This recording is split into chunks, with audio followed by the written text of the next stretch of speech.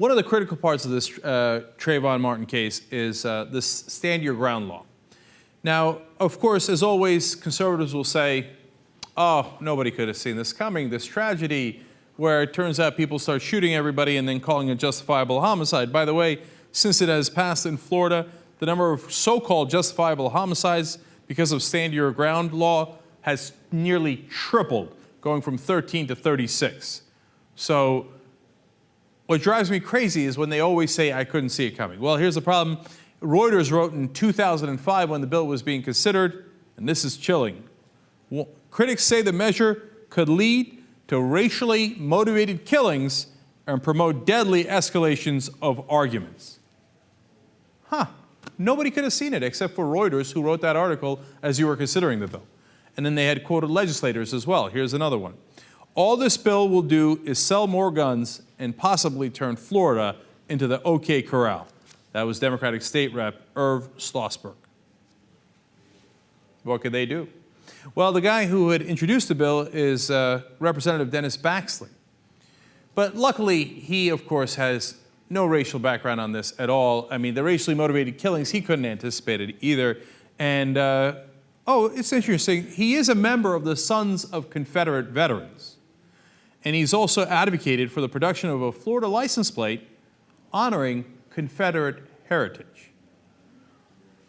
And if you wind up having racially motivated killings, well, nobody could have seen it coming. Nobody could have seen it coming. Now, look, I don't want you to misinterpret what I'm saying. I'm not saying that Baxley thought, yes, this will help white people kill black people, etc.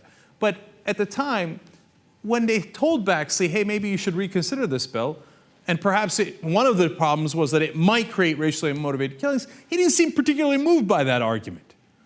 And given all his Confederate connections, is it that surprising that he wasn't moved by that argument? That turned out to be 100% right. And speaking of which, so who pushed for this? Well, of course, two groups did. Pushed for this law in Florida. The NRA, nobody's surprised by that. And in fact, the NRA worked with Baxley and Senator Durrell Peden. They coordinated with them on how to pass this bill. NRA lobbyist Marion Hammer was integral in this. John Nichols has a very good article about this. Marion Hammer was so integral to passing it, he was there when Jeb Bush was doing the signing ceremony. It's like, hey, it's like Jeb Bush looking over his shoulder, like, did we do good, NRA? Yeah, more killings, more shootings, fantastic, yes. And he pats him on the back, nicely done. But it wasn't just the NRA, it was also ALEC. ALEC is the American Legislative Exchange Council. They are a business group that tries to lower taxes, lower regulations, destroy unions, lower the minimum wage throughout the country. They do model legislation. And they literally write up the legislation and they hand it to the legislators, and the legislators hand it in, vote on it, pass it, etc. That's how corporations have bought our government, including at the local level, and that's their job, right? In fact, we did a story not so long ago about a legislator that forgot to take out the part that had ALEC printed on it, and she handed it in without even revising a single word. And she got busted on that. It's sick. So guess who was coordinating with Baxley and Peden? Turns out it was ALEC. In fact, they're proudly part of the organization where government and state merges together and does whatever those business interests have in mind, including, by the way, crushing their competition in other areas. So it's not like they're pro-business, they're pro-monopolies. They're pro the businesses and the corporations that already exist. That's not pro-free market, that's not pro-capitalism, it's crony capitalism, and of course, the Republicans love it. And in this case, it led to more guns being sold, so the NRA and ALEC were ecstatic. Yes, everybody's so nervous they have to buy more of our guns, because the NRA, of course, and actually represents gun manufacturers, not gun users, and they're happy whenever there's more guns, no matter who has them.